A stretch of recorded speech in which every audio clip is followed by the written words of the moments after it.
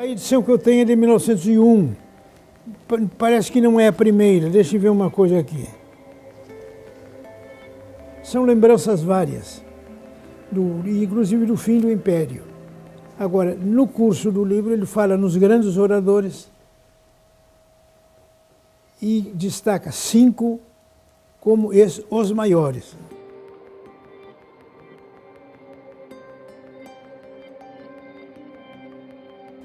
Voz de combate, a do comandante excitando os soldados no acesso da batalha. A gesticulação garrida, as atitudes plásticas de Nabuco contribuíam para a grande impressão produzida pelos seus discursos. Consistiam dos seus movimentos habituais em meter as mãos nos bolsos das calças, ou então em enfiar 2 dedos da mão direita na algibeira do colete. Desses e outros gestos provinha-lhe vantajoso ar de desembaraço e petulância.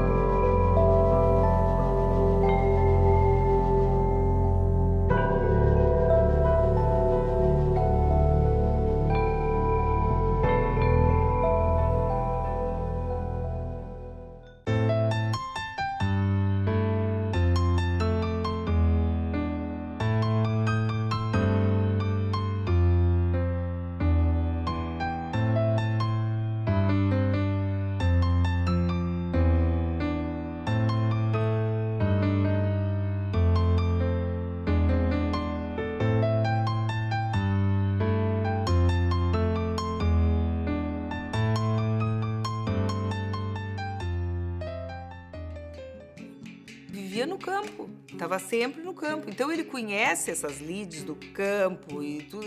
É uma coisa que ele sabe fazer, botam ele para fazer alguma coisa, ele faz porque ele sabe. Todos os anos a gente ia passar um mês na fazenda. Porque o meu pai nasceu em Bagé, que fica na fronteira do Rio Grande do Sul, próximo ao Uruguai. Filho de um imigrante português. O meu pai era comerciante, mas o meu pai era português de nascimento e veio para o Brasil aos 13 anos de idade, sem nenhum familiar, sem nenhum conhecido, sem nenhum amigo, sozinho. E aqui viveu até morrer, nunca voltou a Portugal. O senhor pode imaginar que ele veio ainda no fim do século XIX, mas o senhor pode imaginar que numa pequeníssima aldeia, Passos de Gaiolo, Marco de Canaveses, a freguesia, pode imaginar como era essa aldeia no século XIX. A minha avó faleceu muito cedo. Então, meu pai foi criado pelas tias, irmãs da mãe dele, pelo pai, claro, naturalmente, que era um comerciante português, e pelos avós também. Ele tinha muito contato com o avô, que também era um imigrante. Ele veio do Uruguai, de família suíça. O nome Brossard é suíço. Lá no Arthur ele perguntou o que eu pretendia estudar. Eu mostrei certa hesitação, assim, tal, e falei em direito e tal. E ele disse assim, Não me lembro exatamente as palavras, mas ele diz assim, eu acho que deve preferir direito. A relação com os livros é um caso à parte. O livro procura o dono. Esse caso é típico. O Rui Barbosa ia entrar com ação no tempo do Floriano Peixoto, etc. Entrar com ação e encontra no bonde, naquele tempo as pessoas não andavam de bonde, né? Por um juiz do Supremo Tribunal, que ele nunca disse o nome, mas diz assim, por sinal dos mais lidos, que perguntou se tinha fundamento uma notícia que ele lera no jornal, que ele entraria com uma ação, assim, assim, assim, e ele disse que sim. E ele manifestou surpresa, e disse, mas eu não conheço uma ação. E ele ficou alarmadíssimo com aquilo, porque era um dos juízes mais lidos, e que não conhecia. Era com fundamento na Constituição, etc. Bom, e o que ele faz? Ele conta isso. Em 3 ocasiões ele conta, mas nunca diz o nome. O que ele vai? Que ele vai à livraria, compra um exemplar desse livro e manda de presente ao juiz. Esse juiz é uma história da Suprema Corte, publicado em Filadélfia em 1892. É comemorativo do primeiro centenário da Suprema Corte Americana. E é um livro de uma edição de luxo, tal, bonita. E uma vez eu fui ao Rio, na Casa Rui Barbosa, para examinar esse livro, para citar uma citação. Bem a página tal, assim, assim, assim. Pelo menos isso aí, vou dar. Poucos dias depois, eu recebo 2 pacotes enormes, assim, que estavam. Abri o livro, estava aqui muito. No fundo, porque como esse livro é um livro grande, estava no fundo, servindo assim de base. Quando foi lá chegar, era a história da Suprema Corte, do Carson. Eu tenho o hábito de escrever, assinar, botar a data e o lugar, etc. Quando abro o livro, o que é que eu encontro? A Sua Excelência, o Senhor Conselheiro Barradas, tem a honra de oferecer Rui Barbosa.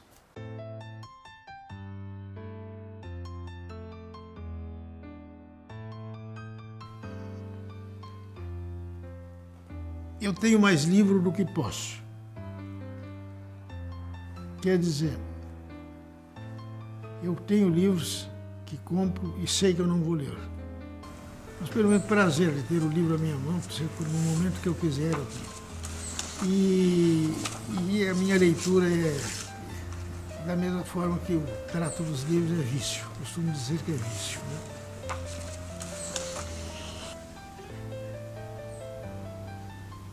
São muitos livros. Teve uma época aí, algum tempo, que ele disse que ia parar de comprar, mas não acreditamos muito, porque ele ama de paixão os livros. Enfim, sempre tem que se pensar no espaço para os livros. Ele vai a São Paulo, ele vai nas livrarias, as livrarias conhecidas dele lá, chega lá, faz visita, pergunta o que tem de novo. Apesar dele dizer que ia parar de comprar, não acredito. O apartamento onde eu moro era para ele morar, porque lá pelas tantas nós achamos que ele tinha que se mudar para um apartamento, então nós acabamos mandando reforçar a laje.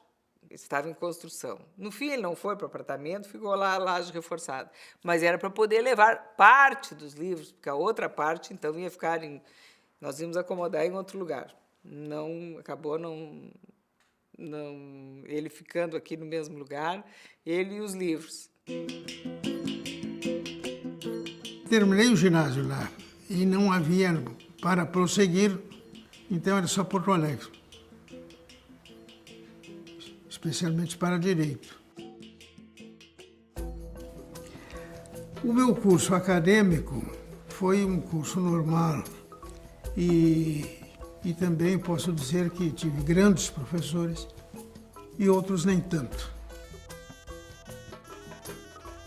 A minha mãe sempre teve uma participação muito intensa na atividade profissional e política dele.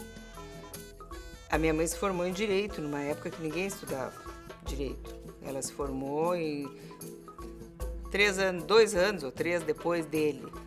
E era raríssimo isso, mulheres estudarem. Eles se conheceram na Faculdade de Direito. Na metade do curso jurídico, quando eu estava exatamente no 3º ano, irrompeu a campanha contra a ditadura, contra o Estado Novo, e então a mudança foi realmente extraordinária. Eu sempre me lembro que, um ano antes de começar essa campanha, eu estava conversando, até o local, eu me lembro, eu estava conversando com creio que 4º ou 5º anista, que estava já no fim do curso. E eu sei que eu falei em voto, falei em votação, e se eu tivesse falado em mula sem cabeça, não teria causado maior espanto para um estudante que estava terminando o curso, né? Era tão, digamos assim, o ambiente que predominava e que subitamente foi quebrado aquilo, e que provocou uma efervescência muito grande. Permitiu me aproximar de muitas pessoas que para mim eram inacessíveis, né?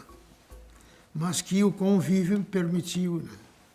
Eu ainda era estudante quando fui feito candidato pelo meu partido, Partido Libertador, partido pequeno. Estabeleci como dogma, é que nós fazemos parte de uma sociedade, não é porque queiramos, não, mas porque nascemos nela, vivemos nela e, quer dizer, a atividade política tal, é uma condição da própria cidadania. A gente sempre estava junto e sempre participava, então virava quase um assunto de família. Virava um tema de família, não havia assuntos que não fossem conversados ou discutidos. Muito raramente, muito raramente. E depois, podia ser no momento, mas depois eles vinham. Então, nesse sentido, na nossa casa sempre se compartilhava tudo. O único ensaio importante que foi escrito no Brasil sobre o tema é o livro sobre o impeachment, né? Até hoje isso virou um clássico da literatura jurídico-política, vamos dizer assim, brasileira, porque não encontra símile, não tem similar, né? Eu tinha escrito uma tese de concurso sobre o impeachment. São 200 páginas impressas. Tá? E aquilo foi um trabalho muito meditado, muito estudado, porque por que eu escolhi aquele assunto? Por uma coisa que eu não podia entender. Eu li um autor inglês e ele dizia uma coisa, eu li um autor americano e ele dizia outra coisa. Ambos escrevendo em inglês, ambos se serviam da língua inglesa, ambos usavam impeachment. Bom, na Inglaterra se dizia que era um instituto, um processo criminal, e nos Estados Unidos que não era criminal, era político. É que na Inglaterra era criminal até uma certa altura, do século XIX. Mas já no fim do século XIX, ele foi perdendo o talento de fazer um longo processo, que muitas vezes terminava lá na Torre de Londres, com a decapitação. Era muito mais simples botar uma moção de desconfiança. Tirava do governo. E assim, ao passo que nos Estados Unidos, hoje a Constituição foi elaborada no fim do século XIX, já depois que na Inglaterra se processava embora teoricamente ele continuasse uma processão criminal, em que a Câmara dos Comuns tinha poderes, inclusive, de definir o crime, no caso, né? E de aplicar a pena. Inclusive a pena de morte. Então, os Estados Unidos já adotaram o impeachment. mas estabelecendo que a sentença não poderia ir além da destituição e da inabilitação para o exercício de outro cargo. Inclusive o livro foi fartamente utilizado naquele episódio do impeachment do Collor, né? Porque não havia outro na literatura jurídica brasileira. É claro que haveria um tratado de direito constitucional, haveria alguma coisa sobre o impeachment, mas não com aquela largueza como está no livro do Prossag. No Brasil, como nos Estados Unidos, por ser o caso do impeachment, era estranho à competência do Poder Judiciário. A Constituição diz que a lei não pode. Agora, a Constituição pode. E a Constituição fez.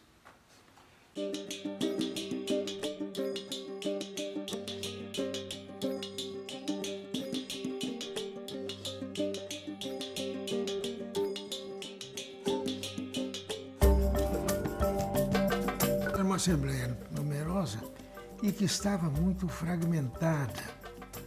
Aquelas correntes que existiam no MDB, que eram um convívio obrigatório, né, porque eram só dois, um do governo e um da oposição. Aquilo veio à tona. E mais do que isso, antes já os cérebros governistas tiveram a ideia de abrir aquilo que era proibido até então, que era ter mais de 2 partidos, então era só registrar um programa e botar no cartório e estava feito. Então a fragmentação continua hoje, né? E nós temos hoje 39 ou 40 partidos.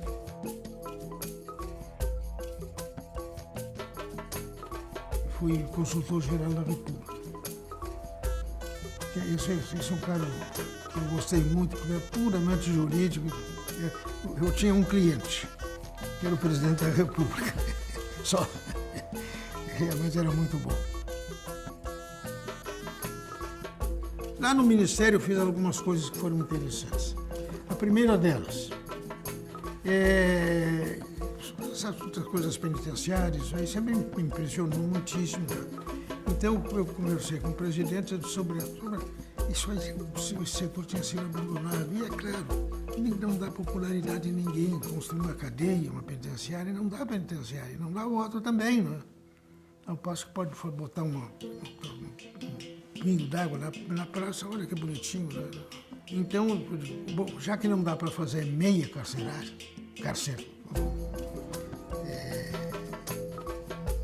prisão, pelo menos que faça alguma, né? Uma por estado. É uma coisa simbólica, para começar isso aí.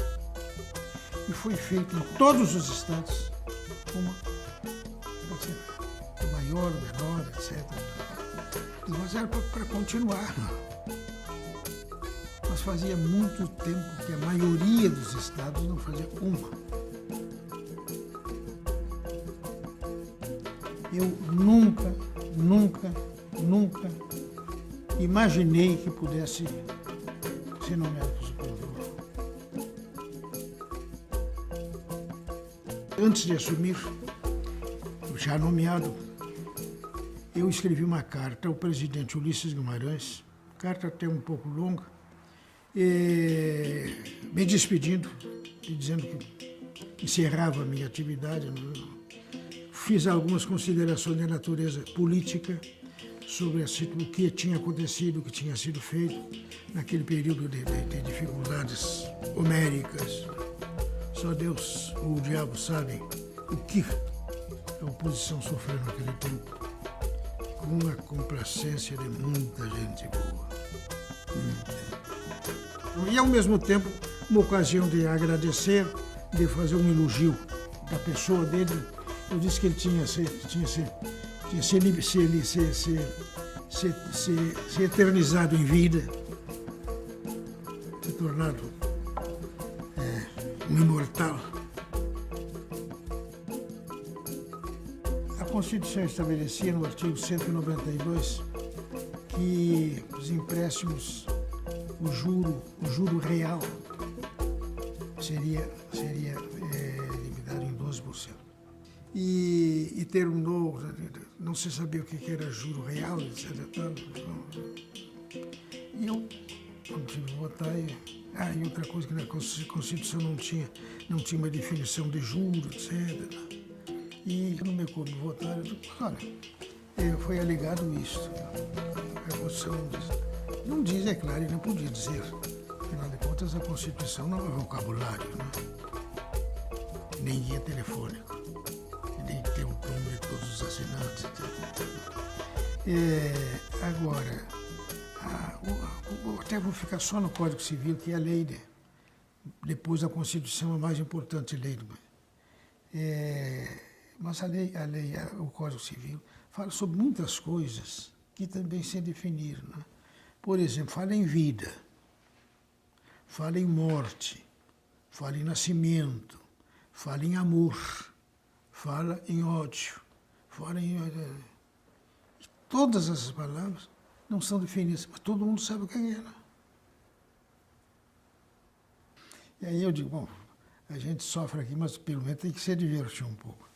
E disse que o advogado tinha feito aqui, tinha ficado vivamente impressionado, porque imagino só uma reunião de sumidades. Eu tinha se reunido num congresso no Canadá, segundo informava o doutor advogado, e não tinha havido esse impasse, ninguém sabia o que era, afinal de contas, juro. Mas isso me faz lembrar o seguinte, algumas coisas me fazem pensar que a esse congresso seguramente não compareceu nenhum mutuário, porque um bancário sabe o que é juros. É como aqueles vida, morte, amor, do Código Civil. Todo mundo sabe o que é. Nascimento, não. Porque o banqueiro, o mutuário sabe. Mas não é só isso, ainda tem mais. É que imagine só o seguinte, que sem saber o que é juro, até hoje eu não tenho notícia de um banqueiro que tenha tido dificuldade em cobrar juros. Não sei se conhece alguém. E sem saber eles cobram. Agora imagine só se soubessem o que não cobraria. É uma sociedade de 11 sócios. Esses 11 sócios, naquele tempo, moravam todos no mesmo prédio. Trabalhavam no mesmo lugar. E, querendo ou não querendo, se encontravam praticamente todos os dias da semana, salvo sábado e domingo. E o convívio ali era obrigatório.